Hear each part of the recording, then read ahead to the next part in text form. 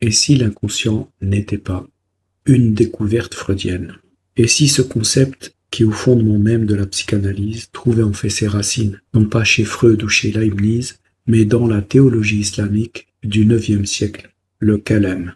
Il suffit de consulter la théorie de l'acte humain en théologie musulmane de Daniel J. Marais pour se rendre à l'évidence. Je sais que ça peut surprendre, mais dans cet ouvrage, on peut voir que les Acharites avaient déjà clairement défini l'inconscient tel qu'on le retrouvera plus tard dans la psychanalyse. On y retrouve également la parole intérieure, donc articulée au monde de l'invisible, comme lieu du discours de l'autre. On y observe aussi qu'ils avaient défendu la prédominance du désir sur la volonté. Mais ce qui est encore plus stupéfiant, c'est qu'on y trouve la division du sujet entre l'énonciation et l'énoncé.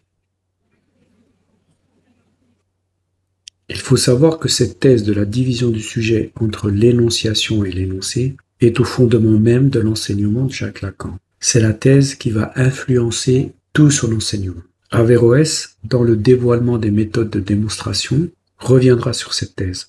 Non seulement il va reprendre à son compte la position acharite en validant la division du sujet donc entre l'énonciation et l'énoncé, mais encore il confirme que concernant l'énonciation, donc à la nefs, la parole intérieure, l'homme est davantage parlé que parlant. Voici ce qu'Averroès écrit précisément à ce sujet. Pour les acharites, le parlant n'est pas agent de la parole. Celle-ci n'est rien qu'un attribut prééternel de son essence comme la science, etc. Or, cela est vrai de la parole du fort intérieur, Kalam al-Nefs, mais faux de la parole par laquelle on manifeste ce qu'il y a dans le soi et qui est l'énoncé. Quant aux Moutazilites, comme ils pensaient que la parole était l'acte du parlant, et ils ont dit la parole n'est que l'énoncé. Ainsi, pour les Acharites, en ce qui concerne l'énonciation, le sujet est plus parlé que parlant. Autrement dit, ça parle. Ce concept clé de l'enseignement de Lacan, renvoyant à l'inconscient, était en fait déjà présent chez les Acharites. Ce n'est sans doute pas par hasard si Lacan s'est tant intéressé à la théorie de l'acte, au point de consacrer tout un séminaire à ce thème. Je propose donc ici, à l'instar d'Alain de Libera et son archéologie du sujet agent, de faire l'archéologie du sujet de l'inconscient. Donc, comme l'a fait Alain de Libera dans cet ouvrage, où il montre que l'invention cartésienne du sujet moderne n'est qu'un mythe historiographique, un mythe à déconstruire, il s'agit de faire la même chose, mais pour le sujet de l'inconscient.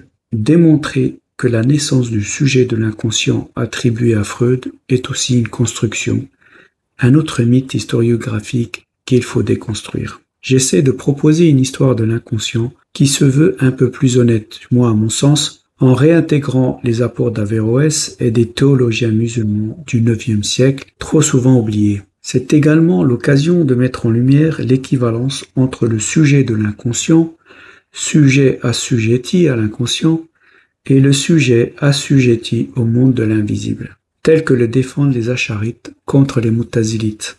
Le but étant d'essayer de montrer la continuité historique qu'il y a entre la croyance au monde de l'invisible dans l'islam et l'hypothèse de l'inconscient dans la psychanalyse.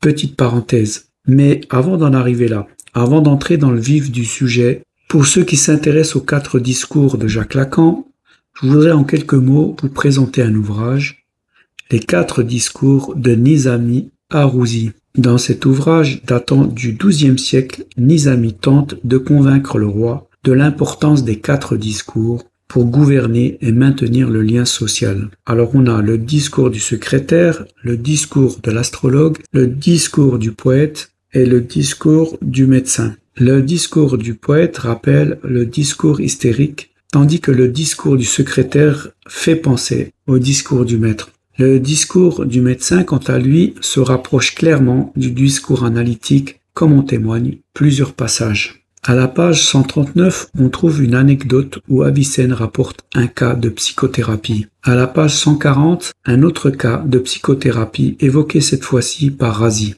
À la page 143, un récit où Avicenne guérit un mal d'amour. Et à la page 151, un cas de mélancolie.